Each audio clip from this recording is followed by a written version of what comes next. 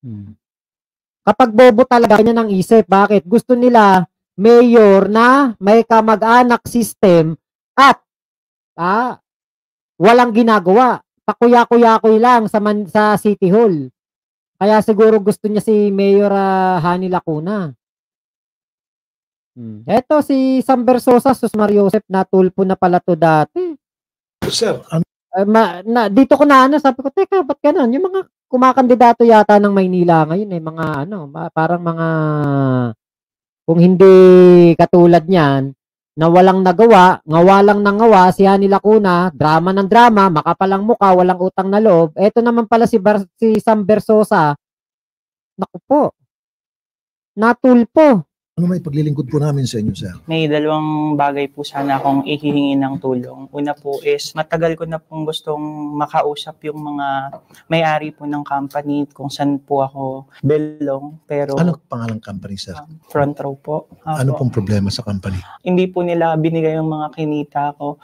And yung pangalawa po, sinisiraan po nila ako ngayon sa social media because of one thing na ginawa ko. Binabato po nila sa akin ngayon. Pero yung mga kinita ko po na pinorfit nila is nangyari po yun bago po yung incidents na yun. Ang nangyayari po yung CCTV video na nakapanakit ako ng isang babae na pinagsisisihan ko po lahat ng hospital bills, financial need ng babae. Sinagot ko naman po na settle na sa barangay.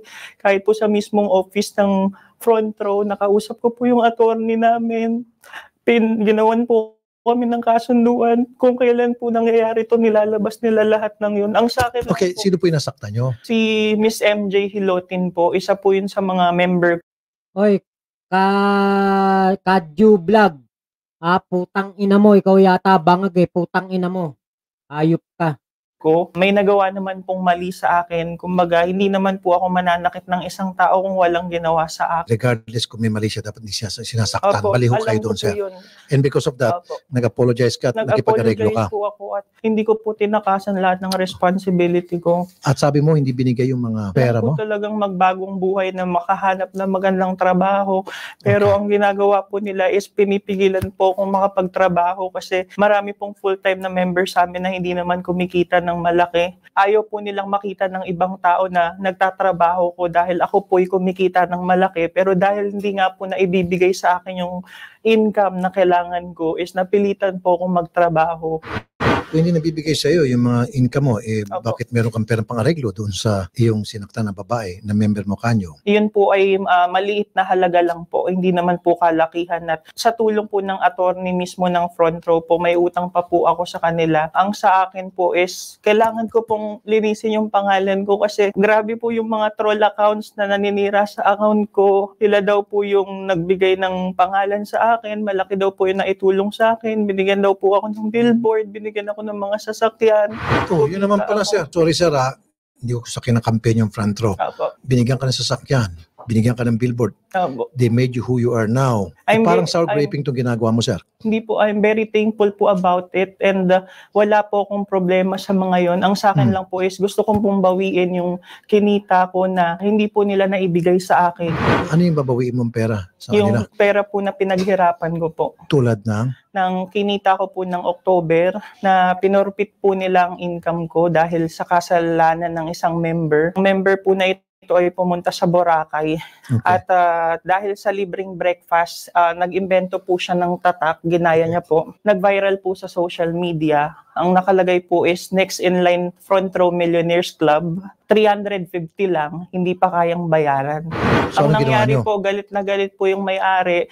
Tinawagan po ako. Nako. Member mo ba to? Bakit ganito to? Nag-meeting po kami, nag-usap-usap po kaming lahat and naging ayos naman po yun. Nilaban ko po yung member na bigyan naman po natin ng second chance yung tao dahil hindi naman niya po siguro intensyon na idamay ang company. Binigyan po ng second chance hanggang sa nagulat po ako. Nung kukunin ko na po yung mga kinikita ko, nagulat po ako nakaporpit po lahat ng kinita ko.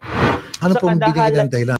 Kita nyo, Sam Versosa, ganyan pala yan si Sam Versosa. Ako hindi ko ito kilala na, hindi ko nga alam kung sino tong Sam Versosa na to eh. Sinearch ko lang sa YouTube. Ito yung lumabas. Siya pala yung may-ari ng Front Row. Tapos hindi ko alam, kongresista pala to ngayon. Siguro isa lang din 'to sa mga tutulog-tulog sa Kongreso, mga tulonggi sa Kongreso kasi hindi kilala, eh. Maingay lang yung pangalan niya nitong mga nakaraang panahon nakita ko, ang daming video, sumasama sa palero, binebenta yung Ferrari, Maserati para ano, para ipantulong daw at, may pumunta rin 'to kay, Boss Toyo. Yun yung mga nakita kong video niya nung sinearch ko sa YouTube. Sabi ko, okay, alam na kung bakit biglang gano'n. Bakit? Kadahilan ng ang member ko daw ay may kasalanan.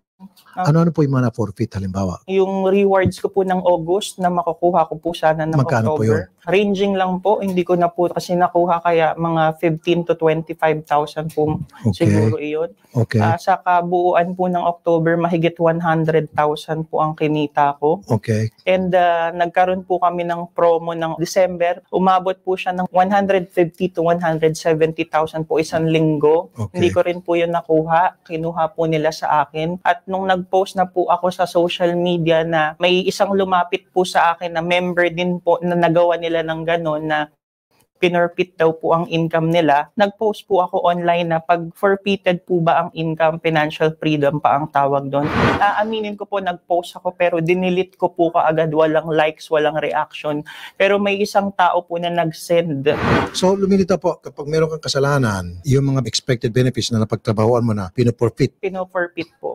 Isang asset po kasi sa networking business ang paglalabas ng mga sasakyan. Kaya po, ikayat po ako maglabas ng Montero. Nakuha ko po siya in 7 months and ang sarap po sa feeling. Sino po nagbayad dun sa Montero? Nag-down po ako ng 300,000 at nag-monthly po ako. Okay. Hindi ko po alam na sa company po nakapangalan yun.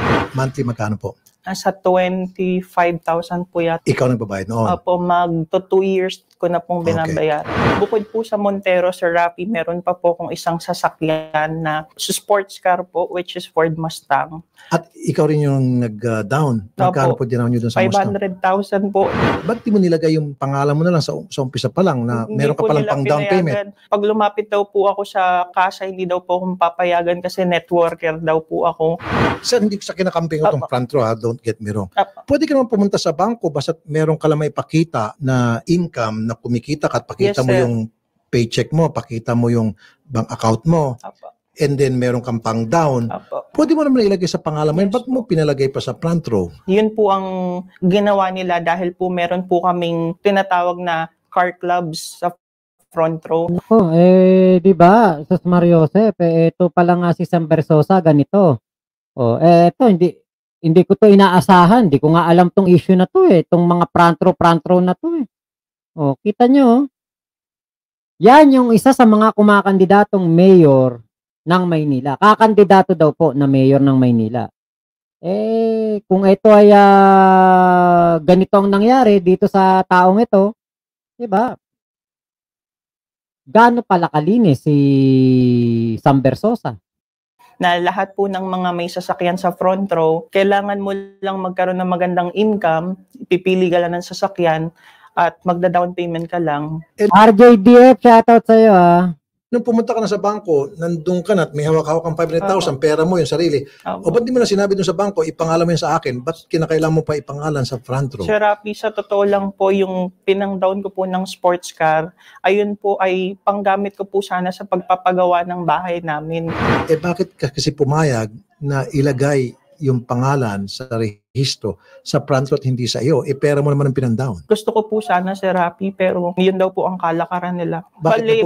Pumirma po ako ng insurance. Ang nakalagay po sa copy na pinapirmahan lang po sa akin is Dave Villanueva.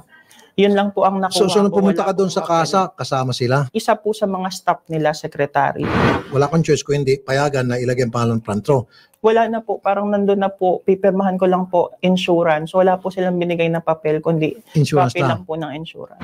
Kailan po kayo naging member ng front row? It's been August 2017 po. Sir, gusto ko maging klaro ano ba ang talagang gusto nyong mangyari?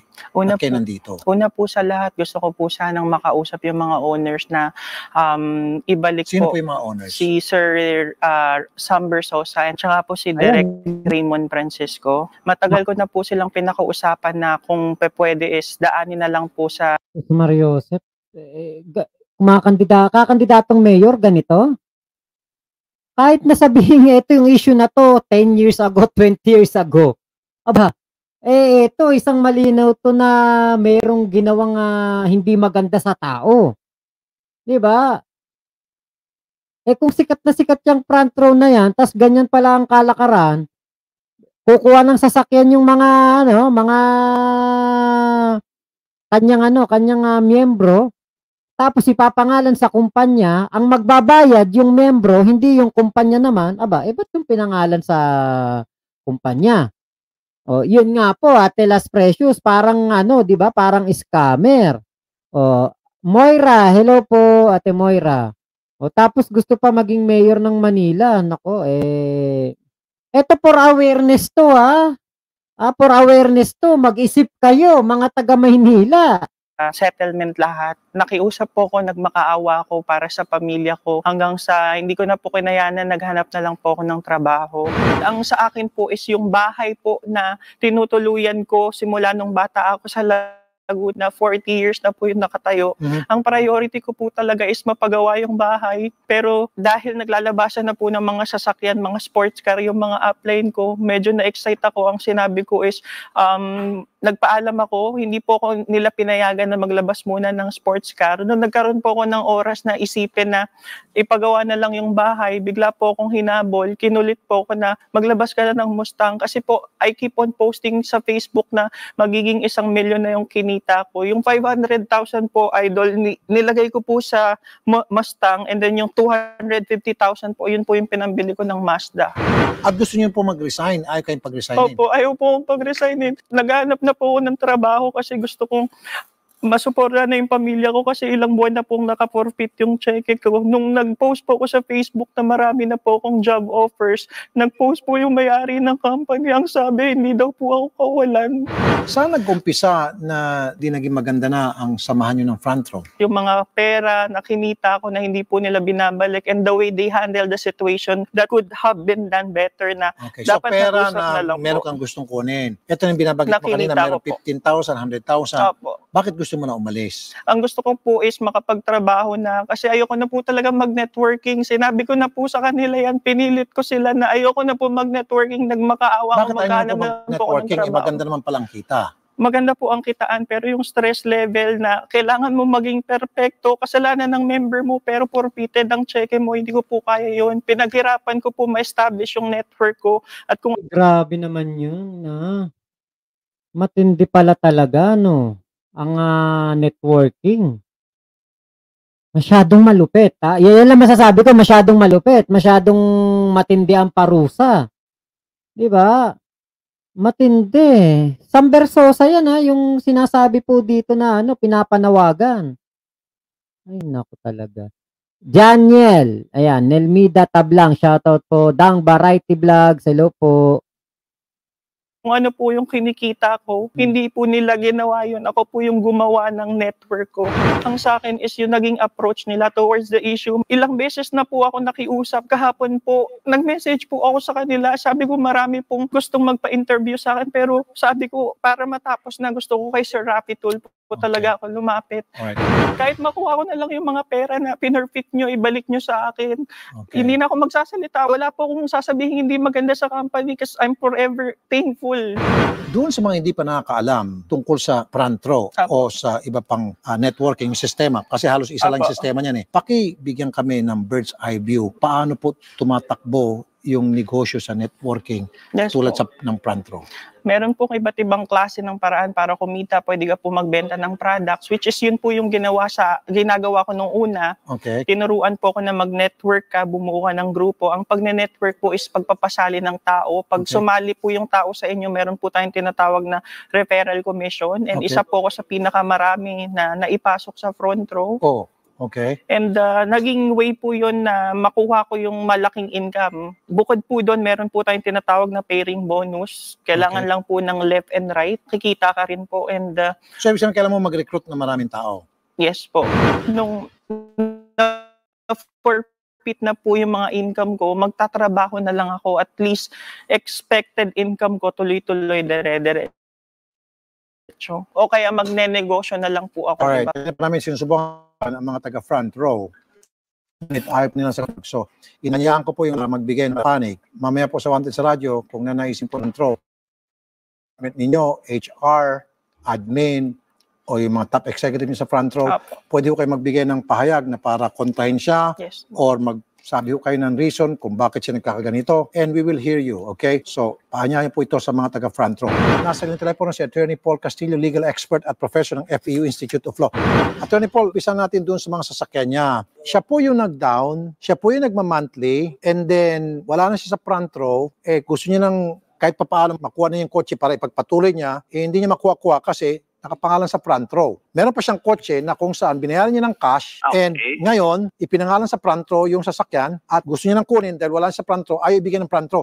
Ano po yung legal remedy niya rito, attorney? Kung meron silang agreement, no, that eventually malilipat sa kanya through this and that, no, pwede niyang ipa-specific performance yun. Isa itong civil case, no, para gawin ng kabilang partido yung obligasyon niya. Kung klaro naman na under the circumstances, entitled na siya na malipat sa kanyang pangalan yung mga sasakyan na yun. Meron ka bang kontrato sa kanila, sir? Wala pong kontrata. Basta ang alam po namin is pag nabayaran na po, ibibigay so, na po lang. sa amin. Verbal lang. Verbal lang agreement. Paano to? Okay lang naman ang verbal na agreement, Rafi, no? For as long as mapapatunayan natin to through, halimbawa, no, kung yan talaga yung kanilang company policy or halimbawa, meron silang exchange of messages, kahit hindi formal na kontrata, no, may mga iba namang paraan para mapatunayan ng isang verbal agreement. Okay. Dito kasi, tawag dito is executed contract na, no, yung kumbaga ginawa mo na yung mga bagay na dapat na sa loob ng kontrata. So even if it's verbal, in effect, executed na siya. So, pwede mo na siyang ipa-enforce. Sabi niya po, sir, meron na mga exchange of messages. Pwede niyang gamitin, para patunayan yung kanilang agreement. Kasi may agreement naman sila eh. Yun nga lang, hindi nakasulat, pero may agreement. Yung pagbabayad ng monthly sa mga kotse, ikaw nagbabayad. Saan mo binabayad? Sa kasa o sa kanila? Naka-cheque po. Nag-issue po ako ng cheque for 5 years. Pangalan mo? Apo, nakapangalan po sa akin. Okay. Kinakaltas po nila. In this case po, attorney, meron pa isang matibay na ebidensya. Yung pong sa monthly mortgage para dun sa mga kotse, cheque niya ginagamit niya, pambayad. Yes, definitely, no. Napakalakas na pruweba nito kasi bakit mo nga naman babayaran ng sarili mong cheque or sarili mong finances ng isang bagay kung hindi naman ito para sa iyo. Isa pa pong Yun. Kita nyo Yan ang kumakandidato pala na si Sam Versosa. Ngayon ko lang ito napanood. Na-intriga ako nung nakita ko to tulpo. Teka, kakandidatong mayor na tulpo, di ba? Ibig sabihin may nagreklamo dito dati. Kaya na-curious ako. Ngayon ko lang po ito nakita. Ngayon ko lang ito napanood. Naku po, medyo mag-isip-isip po ang mga taga Maynila. May history. Etong si Sam Versosa. O yan, nagre-reklamo si Dave Villanueva, yung sikat at mayaman na din ngayon sa pagbenta ng whitening soap gaya nila Rosmar. O, yun. Diba? O, Jepareño, hello po. Ayan, shoutout sa mga natin, mga nakikita natin dito ng mga mga tropa pips natin sa Isponians. Ang tindi, no? Biro mo, Hani Lacunan, nepotism. Tapos ito si Sam Versosa, merong ganitong history ng tulpo. Issue niya, gusto niya na pong kumala sa front row. Ayaw po siyang payagan at ngayon po sinisiraan siya sa social media at nagpapalabas po ng kung ano-ano mga kasiraan niya. Ano pong pwede niya makaso? Oo, siya ay isang empleyado ba, Rafi, ng front row? Isa po siyang distributor ng front row, sir. Wala naman tayong pwedeng piliting, no? Kung parang tinatawag dyan, kung in the nature siya of an employee, hindi mo pwedeng pigilan ng isang tao na umalis, no? May mga proseso lang para dito na on the part of the employer, kung hindi sinunod yung mga proseso, pwede mo naman habulin yung mga employee. But yun nga, sabi nila na no one can be forced to do something na ayaw niya. Kasi yung po yung paninira sa kanya, yung nagpapalabas po ng kung ano sa social media na kasiraan niya. Pwede ba pasok cyberbullying o cyber libel? Posible yun, Rafi, no? Depende sa nature at ng mga sinasabi online. Pwede rin pumasok yun. May separate issue yun, no? Apart from dun sa pag-alis, ibang issue yung kung may nangyayari nga talaga na paninira.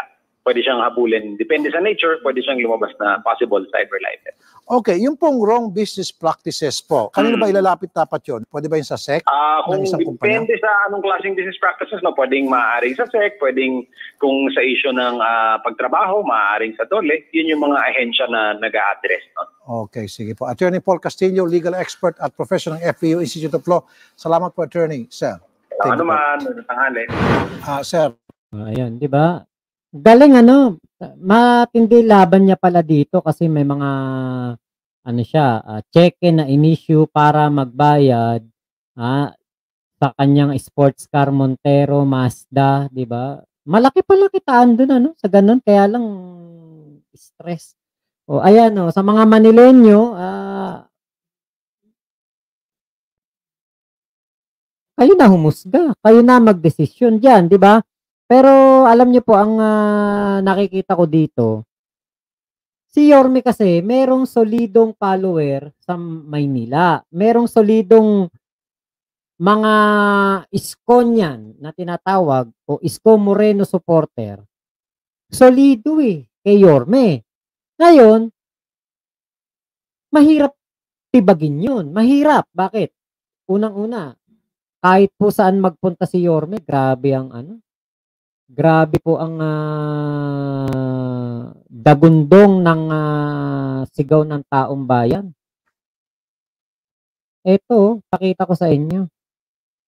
Grabe ang ng taong bayan dito. Na si Yorme bumalik sa Maynila at sinusuportahan po ng napakaraming tao. Ayan Ayan wala kaming paki sa'yo, James Santos.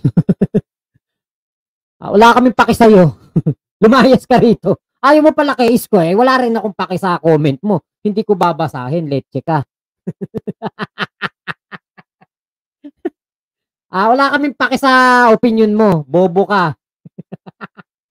Kita nyo karami ng tao na yan, Diyos ko. Punong-puno hanggang bubong. Ang daming sumusuporta kay Yorme. Ala na. Sigurado na pagbalik ni Yorme niya. Ngangayang na yan. Nga po yung kalaban ni Yorme dito. Dami Ang dami. Ayan, si Ernix Donicio. Boto natin. Boto nyo po yan. Magaling din na kongresista yan. Kita nyo kadami. Nanay. Ito karamihan dito mga babae. Mga nanay, tita, lolo, lola. Pakadami. Parang langgam yung mga tao sa dami. Ala na. Sure win na si Yorme. Ben Totsky. Yun nga. Totoo. Wala na. Finish na. Panalo na si Yorme. Charles Cruz. Shut up ka, James. Basta kami Yorme. Totoo yun. Charles Cruz. Palang yan si James Santos. Wala kaming paki sa'yo. Kahit sino ka pa. Leche ka. Tangina mo. Ayaw mo pala kay Yorme. Nanood ka pa dito. Nag-comment ka pa. Bobo. Elma Rama Meliton. Di ba? Panalo na yan. Kaya nga po Napanood nyo bang nag-file ng COC for Senator si Mark Gamboa? Sabi ni All Walks of Life Vlog. Nakita ko. Pero bahala siya. Trip niya yun Pero alam naman natin, hindi siya mananalo. Alam natin yan.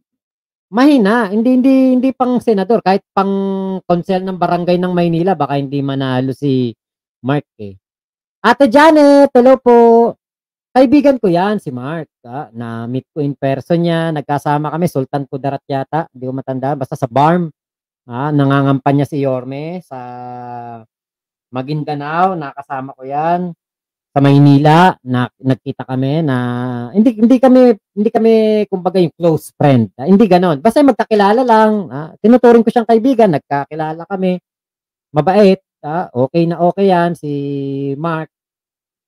Wala akong sa kanya, pero yung pasok niya sa pagiging senador. Alam natin hindi malabo. Ang kalaban niya diyan di ba? Syempre, kalaban niya diyan. Biruin mo, Lito Lapid. Ako hindi ko iboboto si Lito Lapid, pero sigurado ako mas maraming makukuha ang boto si Lito Lapid kaysa kay Mark Gamboa. Ang isa pa, kaya bang mangampanya ni Mark Gamboa Batanes hanggang Hulo? Nung panahon ng kampanya 2022, meron akong isang napanood na video na sinasabi doon, kapag ikaw kumandidato kang presidente, dapat meron kang 500 million to 1 billion na budget sa pangangampanya. Kapag ikay magsesenador, at least may 500 million ka. Eh si Mark Gamboa ba may 500 million? Diba? So, yun lang yung ano natin. Ako wala akong against kay Mark. Wala tayong problema dyan. Okay yung tao na yan. Pero, ang masasabi ko lang dyan, alam natin na hindi siya mananalo. Doon lang tayo sa totoo. Realidad lang ng buhay. Mas iboboto ko pa si Wilbert Lee. Ang kakandidatong senador ng Aksyon Demokratiko kaysa kay Mark Gamboa. Yun lang yung aking ano. Nagpapakilala lang po si Models pero he wants to campaign for Doc Willie. Oh, yun. Si Doc Willie, boboto ko kapag hindi sumama sa ano, kung hindi siya makipag-tandem o makipag-partner sa grupo ni Duterte, iboboto ko si Doc Willie. Sigurado 100%. Kasama yan sa 100% ko. Makmak, balik ka kay Isko, sabi ni Lito Butor. Ayoko nga. Bakit? Ayoko nga. Bakit? Umalis po ba ako? Umalis ba ako? Alam nyo, meron din ako nakikitang nagko-comment ng ganyan eh. Balik ka na kay Isko. Mak, kinalimutan mo na si Isko. Hindi po porke hindi ko binablog. Kinalimutan ko na. Umalis na ako. Hindi po ganon.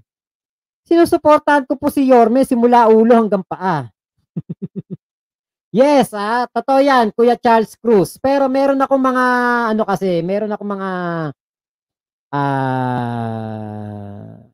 nakukuhang info na etong si Doc Willie Ong daw po ay baka, kumbaga makuha po sa, sa Senate slate ni Digong. Baka lang.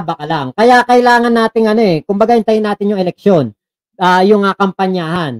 Kapag itong si Doc Willie Ong kumbaga parang naging guest candidate siya o siya sa mga Duterte, hindi ko po iboboto kasi magiging tuta lang ng mga Duterte yan pag ganun. Yes po, Ate Presi Sablawan. Yes po. Pero hindi naman ibig sabihin na nag-oath na siya sa Aksyon Demokratiko, siya po ay hindi na pwedeng alyansa sa mga Duterte. Yun nga po yung ayoko. Basta sa Duterte, basta kahit sinong kandidato sa Duterte, hindi ko susuportahan, hindi ko iboboto, hindi ko ikakampanya para iboto ng taong bayan. Ikakampanya ko pa na huwag iboto si Doc Willie Ong kapag nakipag-ano yan sa sa mga Duterte kasi po napakapangit po ng ganung sitwasyon dahil alam natin mga Duterte lahat ng naupo diyan na senador si Bongo, si Robin, si Bato, lahat yan mga tuta ni Digong eh. O di siya under ni Duterte. Oo nga po, hindi nga po siya under ni Duterte.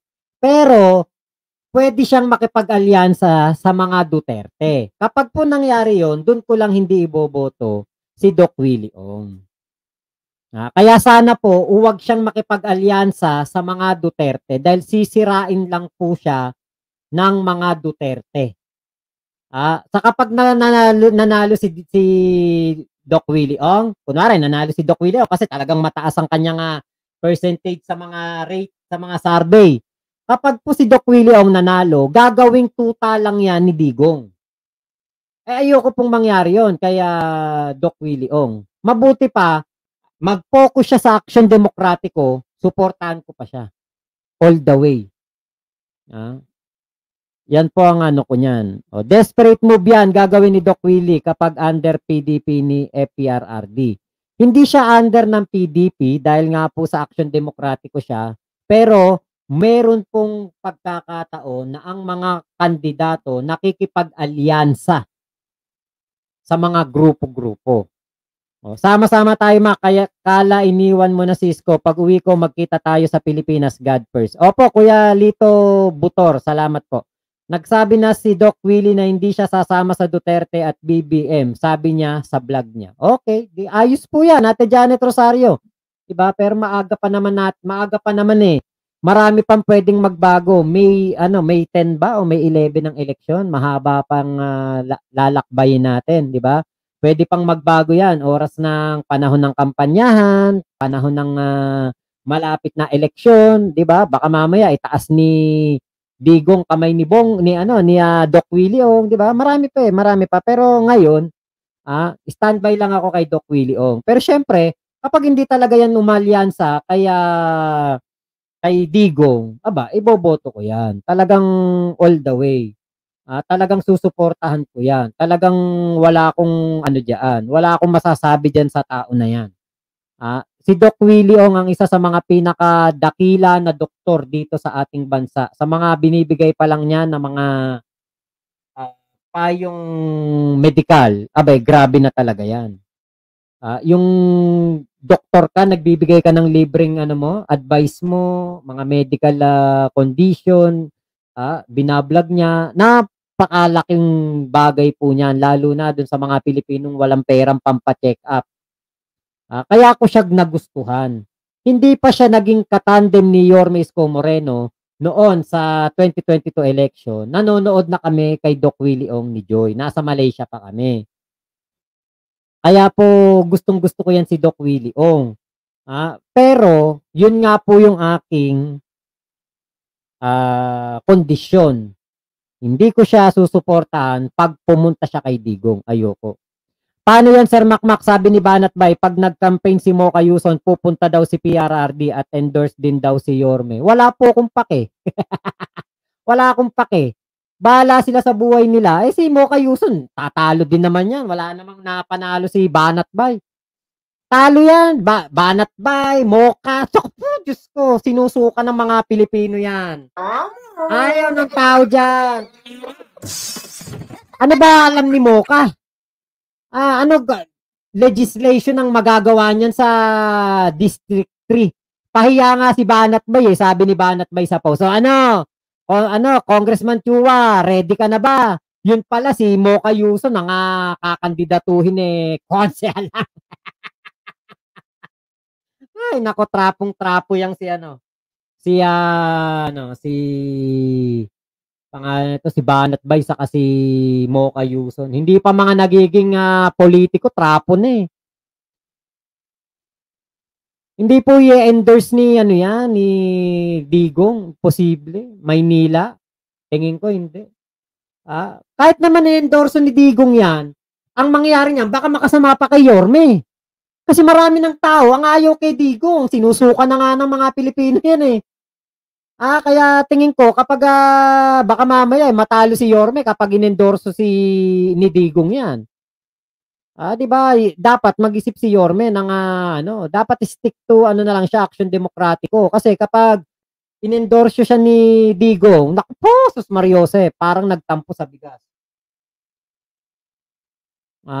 Karumal-dumal. Etong si Kibulok, supporter ni Karumal-dumal si Digong, supporter ni Kibulok. Naku po, sus Mariosep. Si Digong, biruin mo, binigyan ng pastoral ni Kibulok. Yung mga banatae, tuwang-tuwa, merong nabubulog araw-araw si Kibulok. Naku po, napakalaki pong kaimoralan yan. Tapos tataas ni Digong kamay ni Yorme. Naku, baka mabawasan ng boto ni Yorme. Wag na lang po. Kapag ganyan nangyari, si Digong, inendorso si Yorme, susuportahan ko pa rin. Pero hindi na ako mangangampanya sa Maynila. Hindi na. Malabo na. Nakakasuka yun pag ganun. Digong, nyak. Marami pang mangyayari sa ating speculation sa politics. Tama po. Pero ako, all the way ako kay Yorme. Wag lang talaga itong dito kay Senator Bongo. Kay Senator Bongo, kay Senator Willie Ong, kay Doc Willie Ong na baka kumampi kay Digong. Kay Mocha Yuson, nako, walang-wala. Ayoko rin dyan. Nako. Ayoko rin dyan. Kakampi ng banata. Yan eh.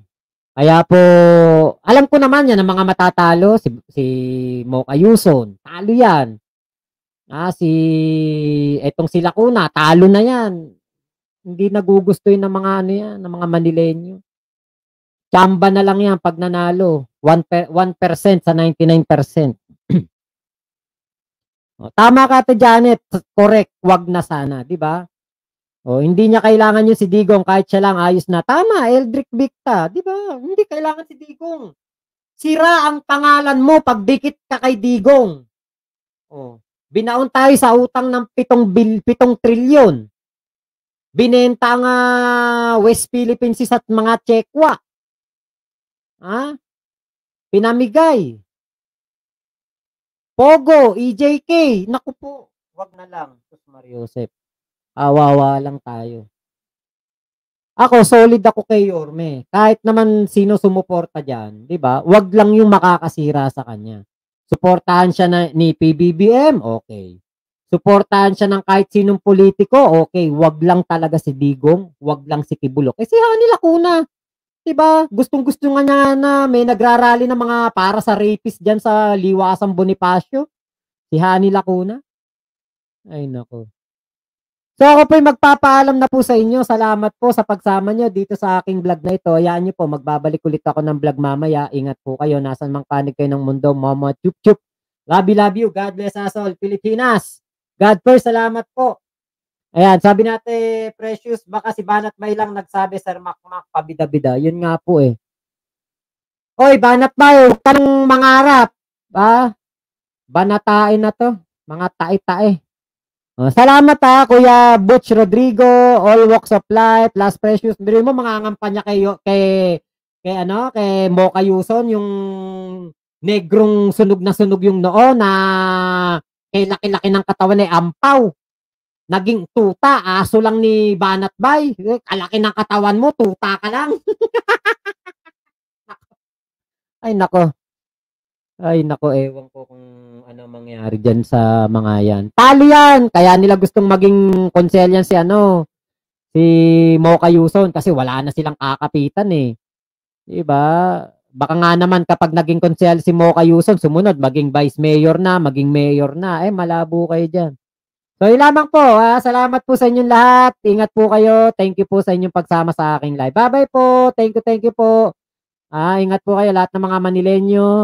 Maging mautak po kayo. Huwag kayong bumoto sa Proki Bulok at huwag po kayong bumoto sa dating natulpo.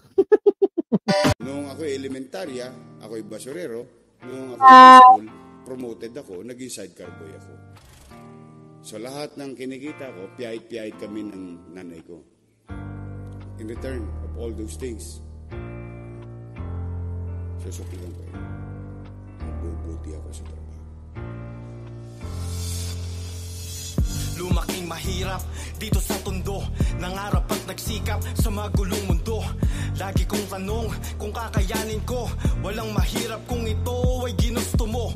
Hindi nagpa-apekto sa hirap na dinanas, para sa aking bayan ibibigay ang oras.